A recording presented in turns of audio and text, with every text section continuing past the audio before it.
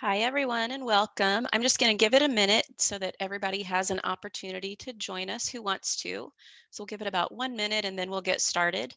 In the meantime, if you want to access the prompt, we're working with the annual Buy Nothing Day prompt again today. If you haven't been working on that prompt with us, if you want to go ahead and access that in the link in the video description, that would be great. But we'll just give it a minute here.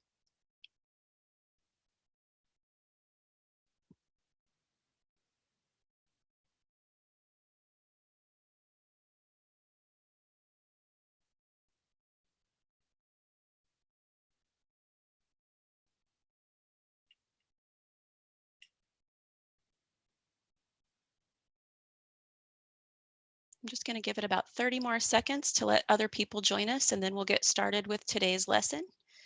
You can get to the link for the annual Buy Nothing Day prompt that we'll be using today in the video description.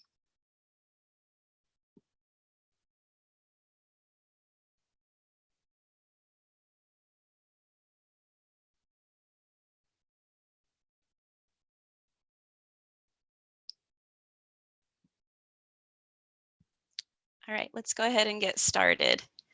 So I'm Dawn Knight. I'm an English teacher in Westfield, Indiana. I teach at Westfield High School, and I'll be leading you through today's lesson.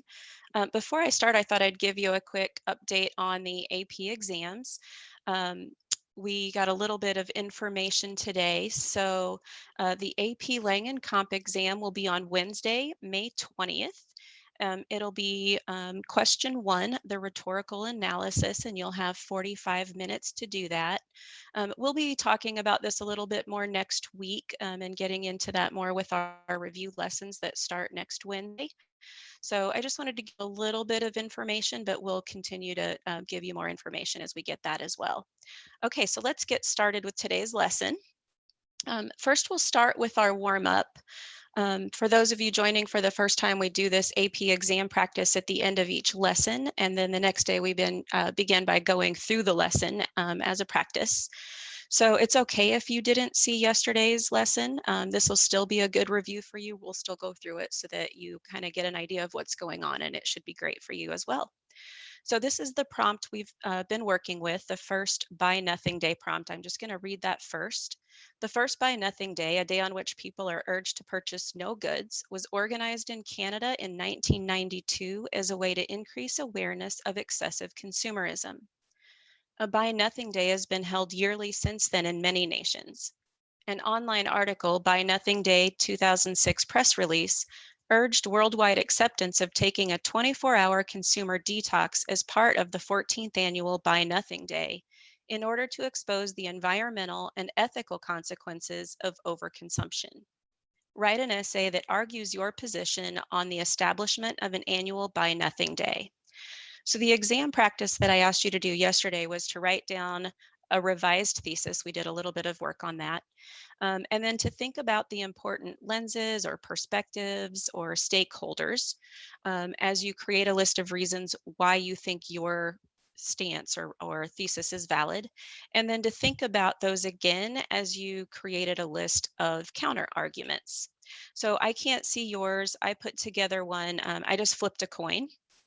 Our answers will obviously differ a little bit. There's not one right answer, but this will just give you an idea of how you did. So my thesis was establishing an annual Buy Nothing Day should be established to help educate consumers on more responsible buying habits and remind them to prioritize their time on relationships rather than things. So some of the reasons that I had for that would be environmental. It helps save the environment. It could help people reprioritize their lives in a social cultural kind of lens there, focusing less on wants and more on needs. And then it could also save people money. Counter arguments would be potentially small businesses might take substantial losses for that one day. Or if it works, it could have an impact on a consumer driven economy like the one in the US, or it could impact some countries harder than others since they're looking globally. So take a minute to look at your stance. Did you go beyond a simple pro con? that, we should or should not do this day, and instead thinking about the perspectives and the complexities and those more kind of shades of gray that we've been talking about. Do you think about multiple perspectives in those counter arguments? So if you want to take a second to just freeze the screen here while you take a look at that, and just assess yourself and see where maybe you could do better or add reasons or counter arguments to get more of the perspectives in. And then I'm going to go ahead and move on, but you're welcome to pause as long as you need to do that.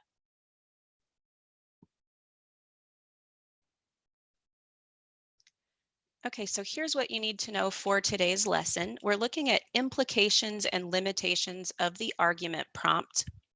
We have those two pieces of essential knowledge at the top. Effectively entering into an ongoing conversation about a subject means engaging the positions that have already been considered and argued about. And this is really important because it shows that we know that we're informed, and it gives us some credibility.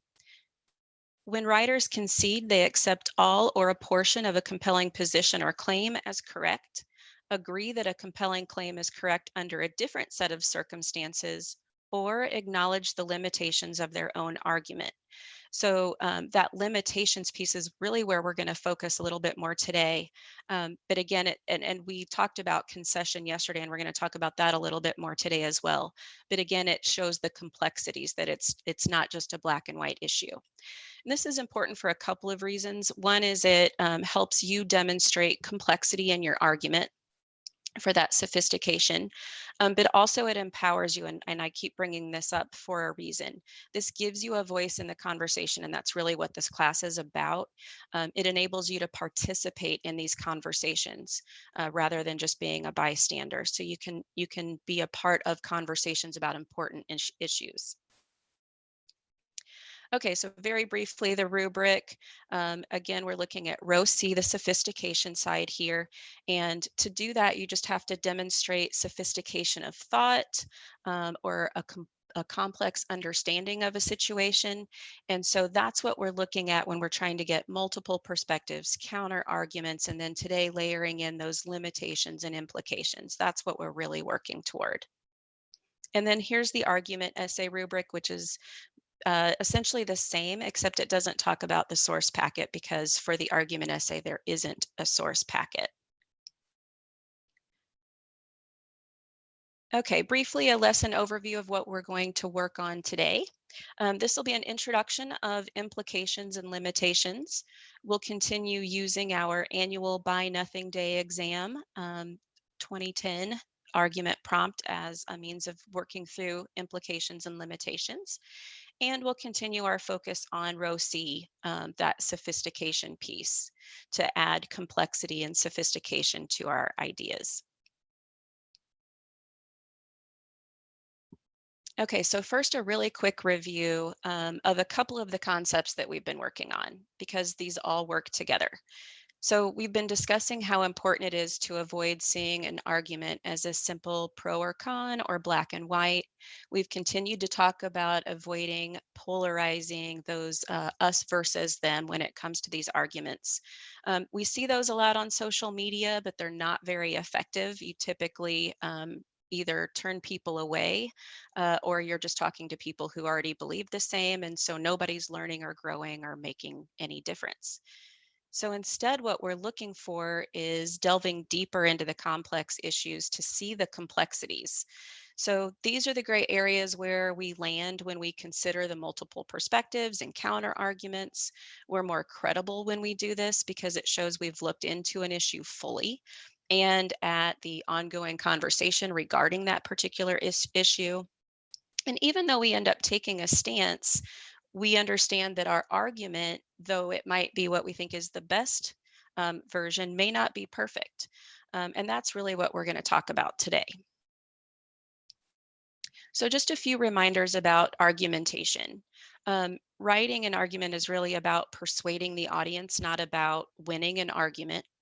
It means understanding the complexities of the situation, acknowledging the multiple perspectives on the issue, and understanding those complexities and shades of gray. It also means acknowledging perspectives that differ from your own. to give your argument credibility, and it illustrates that you more fully understand the issue. So what are limitations and implications? We're going to layer this piece into what we've already been talking about with all of those other complexities.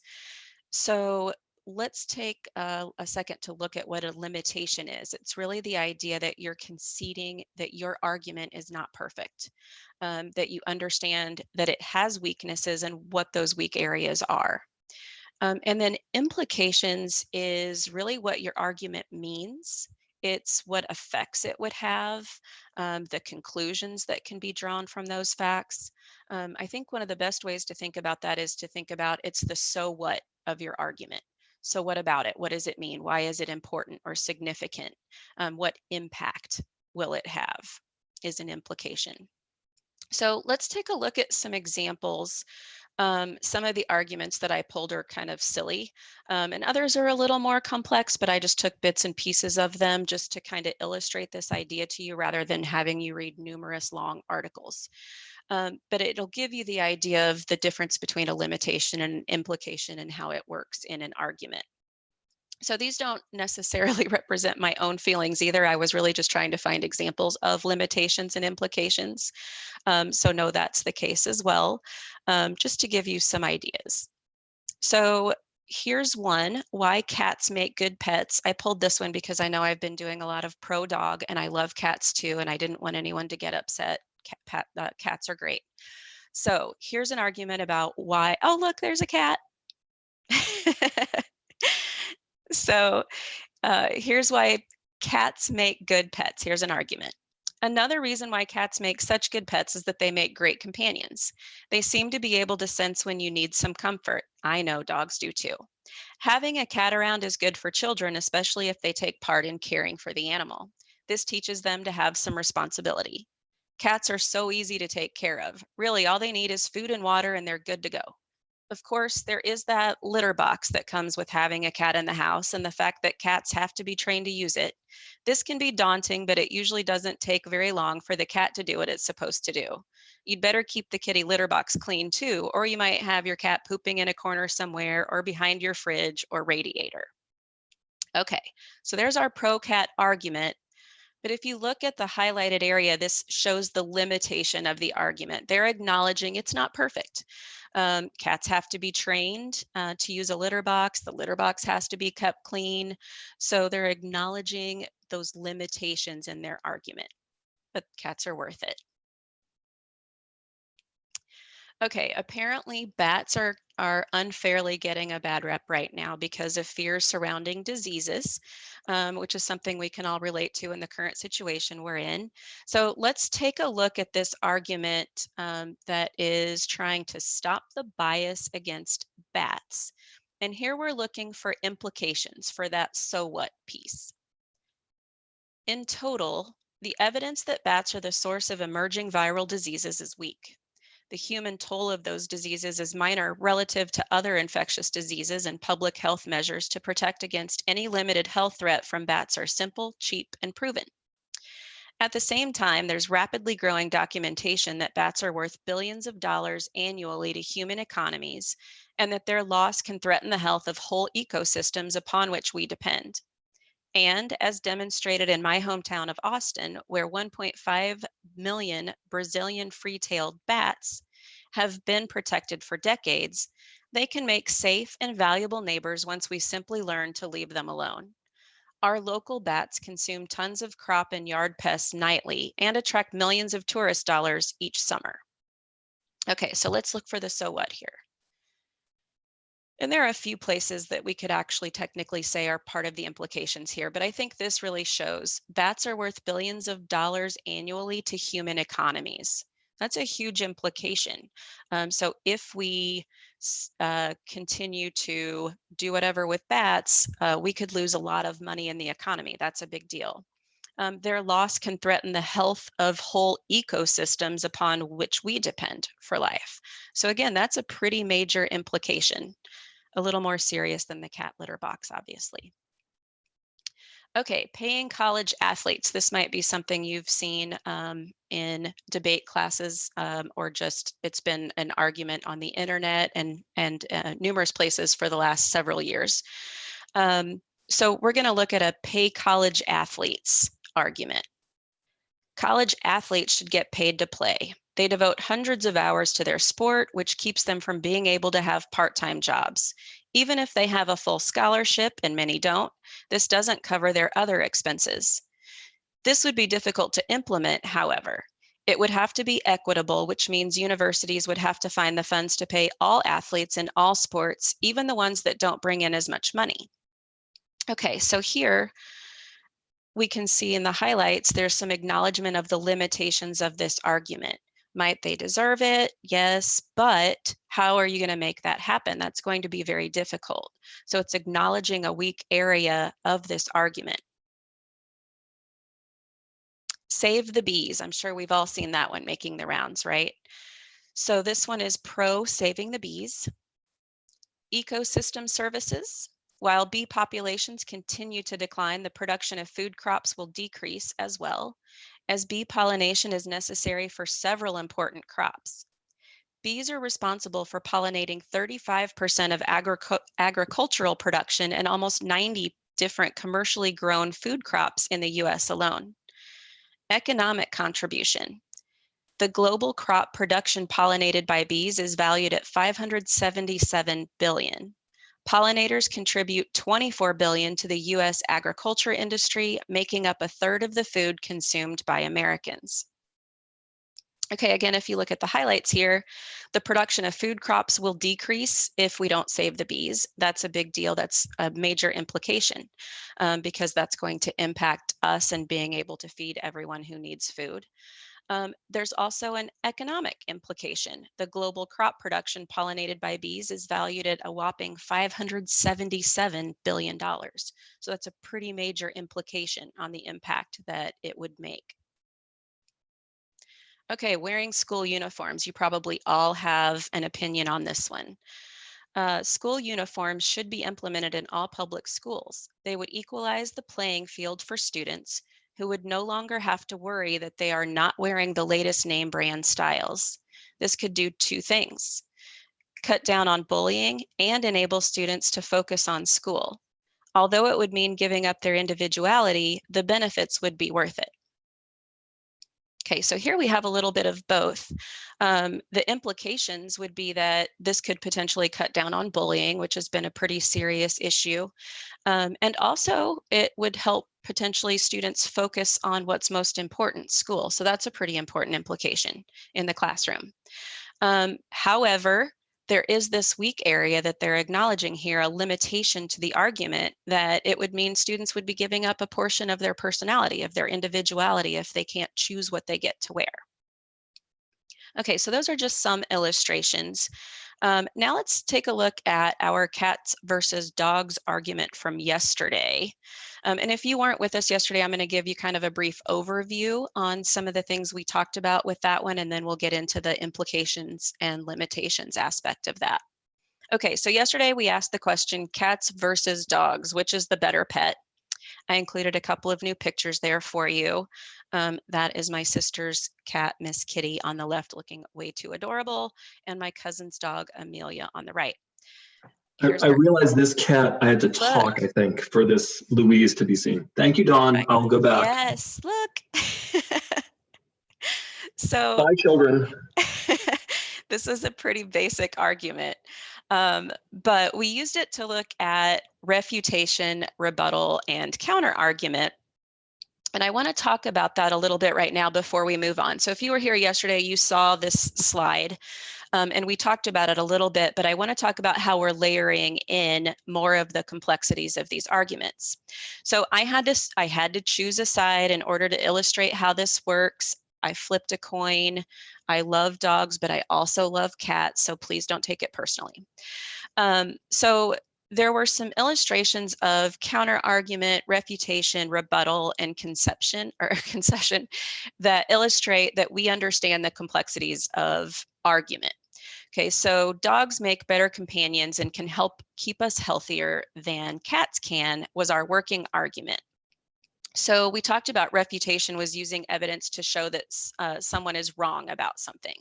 So a possible counter argument to that, cat owners might say that they're healthier than dog owners, and we can refute that with specific information.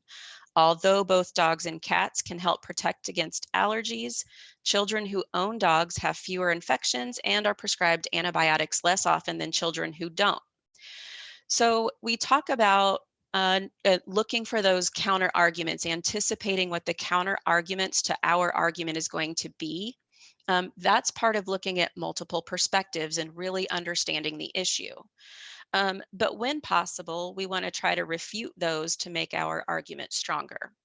A rebuttal is really kind of just presenting your side of an issue. So one possible counter argument to our argument that dogs are better companions is that cats are the better companion. And so we might have a rebuttal to that, that dogs are better companions because no one is more excited about you being home than a dog. Plus they're great company on long walks that we've been doing a lot of recently. Some of us dog owners who are stuck at home. So while there are some cats that take walks, overall, they don't tend to like being on a leash. So we have a possible rebuttal to that counter argument. And then finally, there's concession, which is acknowledging other points of view on an issue. So cats are easier to take care of than dogs. We can concede that, yeah, if a cat has a litter box and plenty of food, they can probably even take care of themselves for days. Dogs, on the other hand, are going to require more attention and probably be needier. So those are some of those really shades of gray areas where we show that complexity. And those are important to know, especially those counter arguments, as we start thinking about the limitations of our own arguments. Okay, so dogs make better companions and can help keep us healthier than cats can. Let's look at some potential limitations to that argument. So one, dogs can be very expensive. They require a lot of time investment, so they may not be the right pet for someone who's busy. They require more space. Different breeds of dogs have different needs. So while one breed might make a great pet, it's true, depending on someone's circumstances, another breed may not be a great pet. Some people have allergies to dogs, and cats might be a better choice of pet for people who don't have the time or space or just prefer cats. So those are limitations to the argument. Implications are the so what. So why are dogs so great? What about them? Owning a dog could ultimately lead to better physical and emotional well-being. So that's a pretty big deal. It can make us healthier, happier people, which can save in the long run time and money. So those are some ways that we use limitations and implications.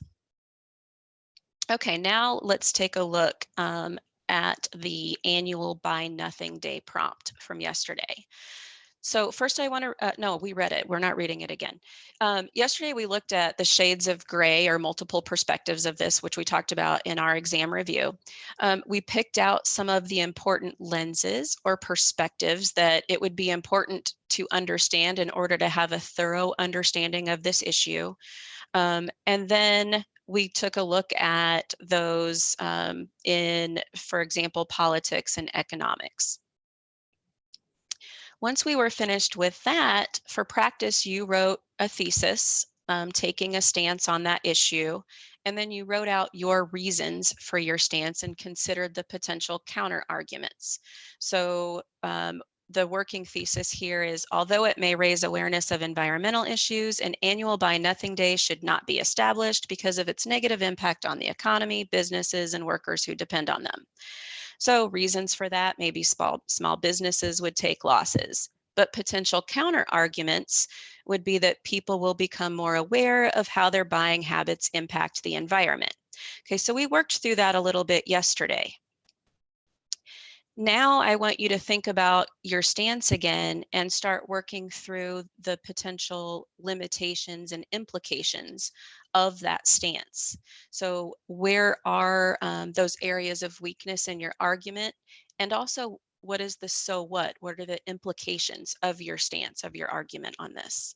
So again, you could pause here and take a few minutes to work through this. I'm going to go ahead and go on to the next slide just because those of you who want to take more time can, and those of you who have less time to do that right now can do it later. So we'll go ahead and move on. But I do want you to try to take the time to do that if you have a chance to freeze the screen now and do that. So here's an example, and again, this is not the only right answer here. It's just to give you some potential ways to look at this. So let's say the thesis is an annual Buy Nothing Day should be established worldwide to help consumers focus on what's important in life and to minimize the impact of consumerism on the environment.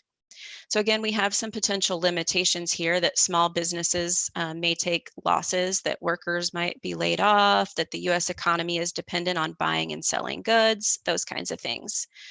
Implications would be that people will become more aware of how their buying habits impact the environment, leading to more environmentally responsible purchasing. And so it could ultimately help protect our environment in major ways.